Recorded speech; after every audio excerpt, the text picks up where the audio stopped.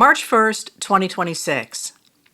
This morning, U.S. Central Command posted on social media that 3 service members have been killed in action in Operation Epic Fury, and 5 more are seriously wounded. It continued, several others sustained minor shrapnel injuries and concussions and are in the process of being returned to duty. Major combat operations continue, and our response effort is ongoing. Democratic leaders reacted to the news with comments like this one by Senator Adam Schiff, a Democrat of California. My thoughts are with the families of these service members and their loved ones, and I continue to pray for the safety of every service member and the recovery of those wounded in these operations. May God protect our troops. Trump's ambassador to the United Nations, Mike Waltz, the same man who invited Atlantic editor Jeffrey Goldberg to the Signal chat about striking Yemen, suggested the soldiers' sacrifice for the country was worthwhile, writing, "Freedom is never free." In a phone call with Peter Nicholas and Alexandra Marquez of NBC News, Trump said, "We expect casualties with something like this." He added, "We have 3, but we expect casualties. But in the end, it's going to be a great deal for the world." Later today, Trump told the American people, "As one nation, we grieve for the true American patriots who have made the ultimate sacrifice for our nation. Even as we continue the righteous mission for which they gave their lives, we pray for the full recovery of the wounded and send our immense love and eternal gratitude to the families of the fallen.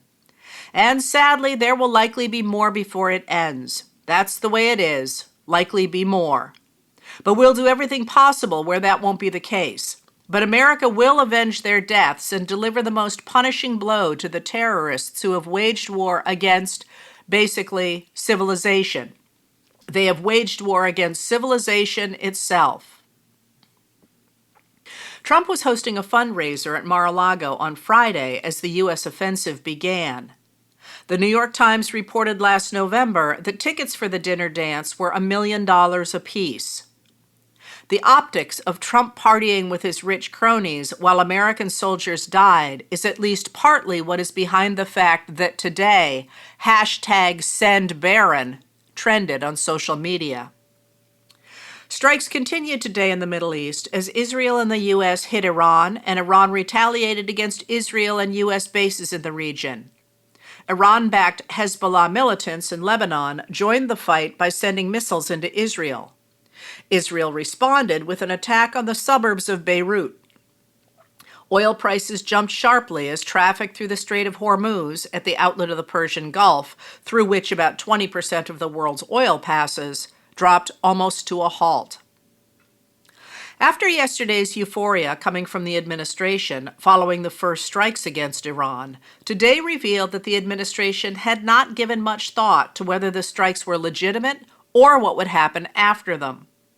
Administration officials did not appear on the Sunday talk shows, relying instead on congressional surrogates. Brian Stelter and Kit Mayer reported that journalists have been working around the White House press office, calling Trump directly, and he has been willing to talk. Trump told NBC News reporters Nicholas and Marquez that he launched the strikes because they weren't willing to stop their nuclear research. They weren't willing to say they will not have a nuclear weapon. When asked if he would stop the strikes and negotiate, he said, "I don't know." But he said he would consider it if they can satisfy us, adding that they haven't been able to.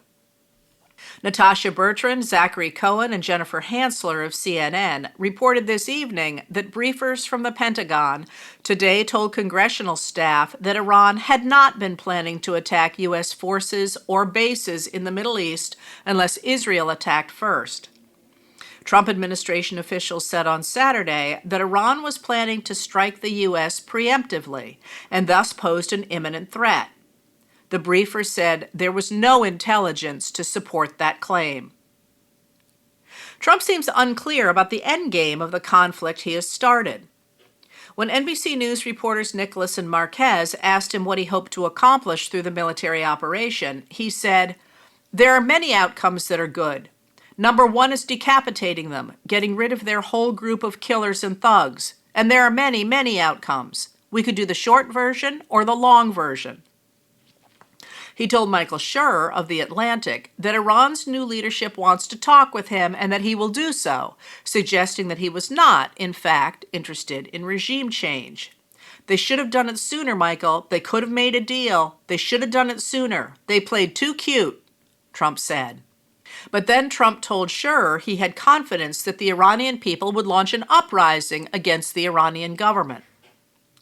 Kristen Welker of Meet the Press this morning quoted Trump's statement of yesterday, saying, "Hopefully Iranian troops and police will peacefully merge with the Iranian patriots and work together as a unit to bring back the country to the greatness it deserves." Then Welker asked her guest, Senator Lindsey Graham, a Republican of South Carolina, "Is hope the plan for the future of Iran?" Graham said, "No, the future of Iran is going to be determined by the Iranian people. The new Iran, whatever it is, our goal is to make sure it cannot become again the largest state sponsor of terrorism." Welker responded, "But is there a plan to make sure that happens? Does the president have a plan to guarantee that that happens?" Graham responded with some heat, "No, it's not his job or my job to do this." Apparently, U.S. officials simply hoped the Iranian people would seize the government if their leaders were killed in airstrikes. But there was a line of succession, and the country's police state remains in place. Aaron Banco of Reuters reported yesterday that before the attacks, analysts for the Central Intelligence Agency assessed that if Iran's 86-year-old supreme leader Ayatollah Ali Khamenei were killed, younger, hardline men could replace him. Trump told Zolan Kano-Youngs, David E. Sanger, and Tyler Pager of the New York Times that he intends to keep bombing Iran for 4 to 5 weeks if necessary. He spoke repeatedly of an outcome like that of Venezuela, in which the U.S. removed the top leader but left the rest of the government intact. Trump told the reporters he hoped Iran's military forces would turn over their weapons to the Iranian people. "They would really surrender to the people if you think about it," he said. The New York Times reporters note that the security forces he says should surrender to the people were the ones that killed thousands of protesters in January. Trump refused to say the administration would defend the Iranian people if they did rise up. ABC News chief Washington correspondent Jonathan Karl spoke to Trump tonight and posted, "President Trump told me tonight the U.S. had identified possible candidates to take over Iran, but they were killed in the initial attack. The attack was so successful it knocked out most of the candidates," Trump told me. "It's not going to be anybody that we were thinking of because they are all dead. Second or third place is dead." In the midst of today's military operation and all his calls with reporters, Trump took to social media to repost more than 40 social media posts with over-the-top praise for his State of the Union address. The posts appeared to be curated, suggesting that someone is feeding him praise. National security scholar Tom Nichols posted on social media, "People predicting disaster? The odds are in your favor, but you cannot be sure, and you should not hope to be right. People celebrating? Maybe want to wait a bit. The odds, historically, are definitely not on your side. Anyone certain they know what happens next is making it up." Letters from an American was written and read by Heather Cox Richardson. It was produced at Soundscape Productions, Dedham, Massachusetts. Recorded with music composed by Michael Moss.